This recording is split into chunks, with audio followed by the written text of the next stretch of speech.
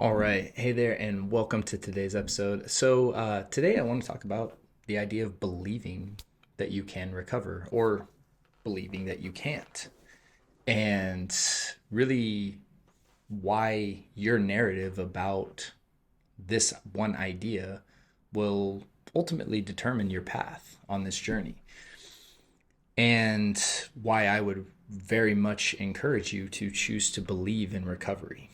Now, before we dive in, for those of you that don't know me, my name is Matt Codde. I'm a licensed clinical social worker and the founder of Restored Minds.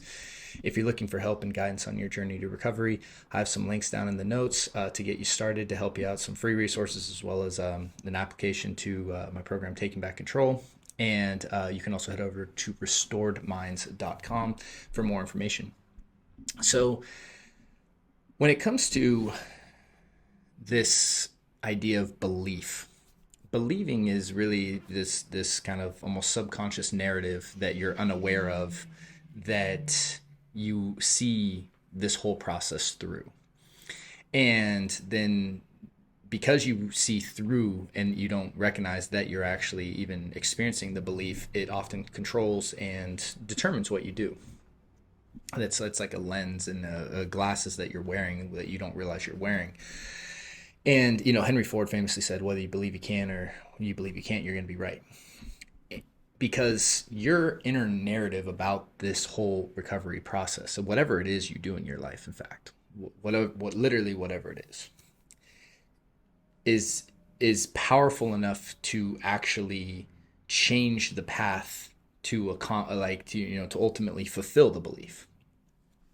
So if someone tells themselves all the time, I believe I can't recover, I believe this is impossible, my experience is different, I'm different, this is why I can't. It's not that that's true, it's that you'll make that true, right? That's the very key difference there that I want to stress. A good question to just kind of sit and ponder, to like allow some of your beliefs to come up. If you're not at a point when you're truly feel like you're recovered, if you're not there yet and you're listening to this or watching this, then just answer the following question and say, okay, I'm not recovered because, and just allow whatever to come up. Or I can't recover from this because, and just allow whatever it is to come up. That's your belief right there.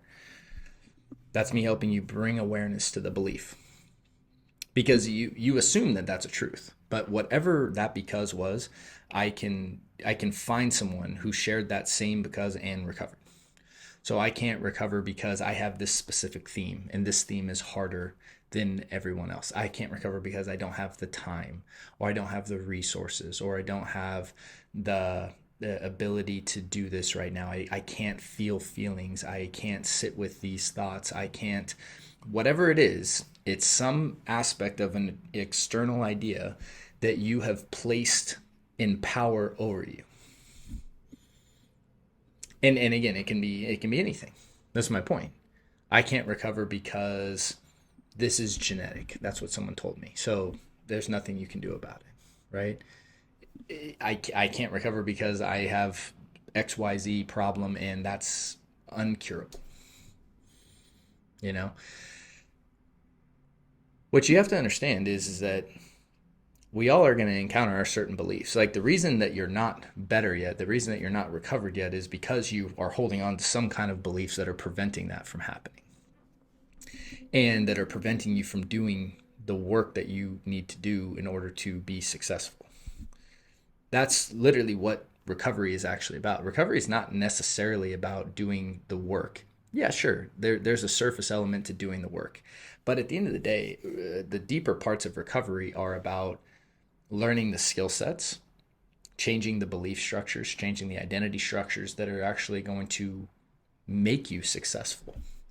Because you can't take who you are right now and then implement certain skills, or thinking that you're just going to change something in your environment and then that's all of a sudden going to just make you recover. It's like you have to realize that who you are right now is what ultimately facilitated this to manifest in how it's manifesting in your life. So if you were someone who suppressed a lot of emotion, that's what has brought this to the tank, where your emotional tank is so full that you're now having to confront it. And instead of seeing this as this thing that's happening to you, right, that you're a victim of this, and creating beliefs that validate the idea of being a victim, it's so important to change the belief structure to saying, okay, like, this is happening for me in some larger context. In some larger context that I don't fully see right now, this is happening for my long-term benefit, so that I stop practicing certain behaviors that are ultimately unhealthy for me, and that I can change beliefs that are going to allow me to live differently, to live more freely.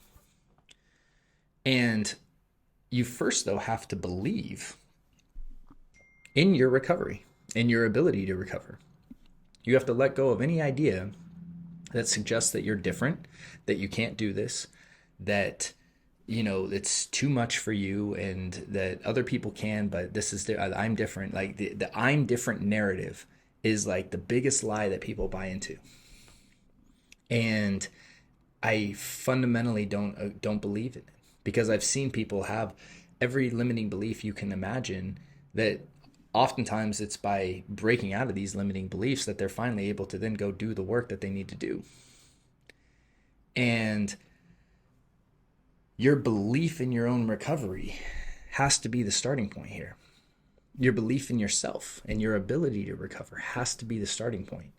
Because if you try to stack skills and information and, you know, do a session or two of ERP or whatever it is that you're currently doing, and you're not seeing results, it's not the surface stuff that you're looking at is generally the 20%, and what we really need to look at is the 80% of the beliefs, the identity, the stuff you're bringing into the work itself. And if you're encountering any of these, I mean, obviously that's a huge component of what I work with people on in taking back control, is establishing the beliefs that are going to make you successful, you know, and really internalizing that till that's just part of who you are. And if this connects with you, that's why I'd encourage you, you know, if this connects with you, to fill out an application. You know, it's totally free. But if you're struggling for a period of time now, and this has a grip in your life, and you are holding on to ideas that you're different, or you can't recover, or whatever it is that you've placed in there, when we asked that question earlier in the episode, that's when I want you to start looking at this as just simply a story I'm telling myself. It's a story I'm telling myself. And realizing that you can begin to change your story. You have the power to change your story. Your story is not a truth. It's a story that you decided that was true, or that someone told you that was true. If one person can recover from this, then you can too. If there's one success story, then you can be a success story. Okay? And it's so important that you understand that and adopt that for your own recovery, your own well-being, and your own journey. And so with that, I hope this was helpful. You know, I wanted to really just emphasize this message today, because I just felt very, powerful about this idea. With that, wish you guys a great day and a great week, and I look forward to seeing you on the next episode. Hey there. So if you enjoyed that video, we've linked up a few more videos that we think you'd find helpful as well. And if you have found this helpful, we'd really appreciate your support by liking and subscribing.